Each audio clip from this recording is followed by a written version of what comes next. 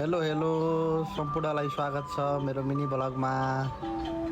आज चाहिँ हामी भाउजू म दिदी नानी भएर सिद्ध बाबा मन्दिर दर्शन गर्न गएका थियौँ।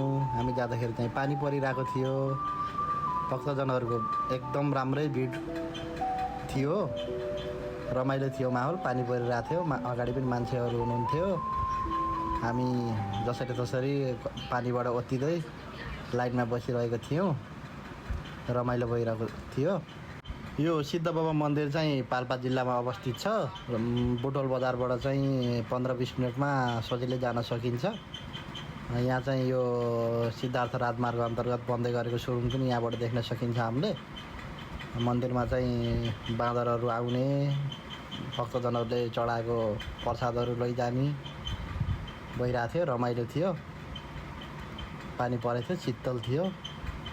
यो चाहिँ मेरो भिडियो भयो, नानीले बनाइदिएको भिडियो हो।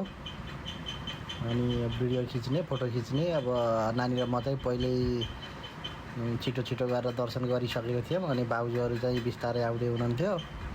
अनि हामी चाहिँ माथि निस्किसकेर अनि बाउजूहरूलाई कुर्दै थियौँ। त्यति बेला बनाएको भिडियो हो यो चाहिँ।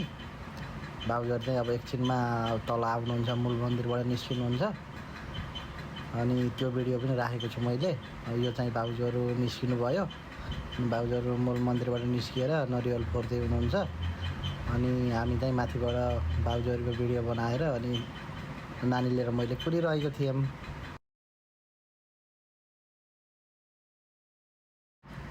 यहाँ चाहिँ बाँदरले आफ्नो नानीलाई साथमा राखेर अनि भक्तजनहरूले दिएको केरा खाँदै थियो। त्यो चाहिँ मलाई रमाइलो लागेर मैले चाहिँ भिडियोमा कैद गरेको थिएँ। तपाईँहरूले पनि हेर्न सक्नुहुन्छ। यो चाहिँ हामी पाल्पाको सिद्ध बाबाबाट फर्किएर रूपन्देहीको सिद्ध बाबा मन्दिरमा जाँदाखेरिको हो। दुईवटा मन्दिर छ, एउटा मुख्य मन्दिर चाहिँ पाल्पातिर छ अनि अर्को चाहिँ यता रूपन्देहीतिर छ। यो चाहिँ रूपन्देहीतिरको हो। तपाईँले अब यहाँ वरिपरि हरियाली वातावरण देख्न सक्नुहुन्छ।